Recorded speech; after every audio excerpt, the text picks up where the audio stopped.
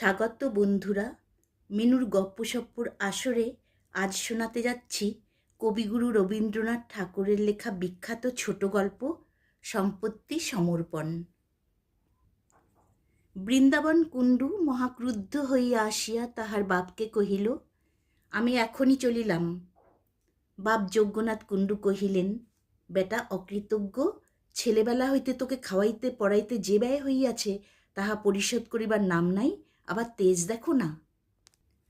যজ্ঞনাথের ঘরে যেরূপ অসন বসনের প্রথা, তাহাতে খুব যে বেশি ব্যয় হইয়াছে তাহা নহে। প্রাচীনকালে ঋষিরা আহার এবং পরিচ্ছদ সম্বন্ধে অসম্ভব অল্প খরচে জীবন নির্বাহ করিতেন। যজ্ঞনাথের ব্যবহারে প্রকাশ পাইত। বেশভূষা আহার বিহারে তাহারও সেইরূপ অত্যুচ্চ আদর্শ ছিল। সম্পূর্ণ সিদ্ধিলাভ করিতে পারেন নাই, সে কতকটা আধুনিক সমাজের দোষে এবং কতকটা শরীর রক্ষা সম্বন্ধে প্রকৃতির কতকগুলি অন্যায় নিয়মের অনুরোধে।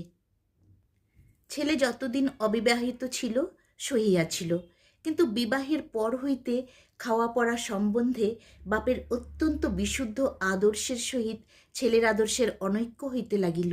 দেখা গেল ছেলের আদর্শ ক্রমশই আধ্যাত্মিকের চেয়ে বেশি আধিভৌতিকের দিকে যাইতেছে।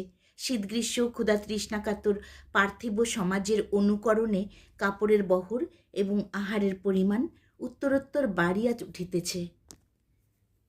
এ সম্বন্ধে পিতাপুত্রে প্রায় বচসা হইতে লাগিল। অবশেষে বৃন্দাবনের স্ত্রীর গুরুতর পীড়াকালে কবিরাজ বহু ব্যয়সাধ্য এক ঔষধের ব্যবস্থা করাতে যজ্ঞনাথ তাহাতেই কবিরাজের অনভিজ্ঞতার পরিচয় পাইয়া তৎক্ষণাৎ তাহাকে বিদায় করিয়া দিলেন। বৃন্দাবন প্রথমে হাতে পায়ে ধরিল, তারপরে রাগারাগি করিল, কিন্তু কোনো ফল হইল না। পত্নীর মৃত্যু হইলে বাপকে স্ত্রী হত্যাকারী বলিয়া গালি দিল। বাপ বলিলেন, কেন, ঔষধ খাইয়া কেহ মরে না? দামি ঔষধ খাইলেই যদি বাঁচিত, তবে রাজা বাদশারা মরে কোন দুঃখে? যেমন করিয়া তোর মা মরিয়াছে, তোর দিদিমা মরিয়াছে, তোর স্ত্রী তাহার চেয়ে কি বেশি ধুম করিয়া মরিবে? বাস্তবিক যদি শোকে অন্ধ না হইয়া বৃন্দাবন স্থির চিত্তে বিবেচনা করিয়া দেখিত, তাহা হইলে এই কথার অনেকটা সান্ত্বনা পাইত। তাহার মা দিদিমা কেহই মরিবার সময় ঔষধ খান নাই। এবাড়ির এইরূপ সনাতন প্রথা, কিন্তু আধুনিক লোকেরা প্রাচীন নিয়মে মরিতেও চায় না।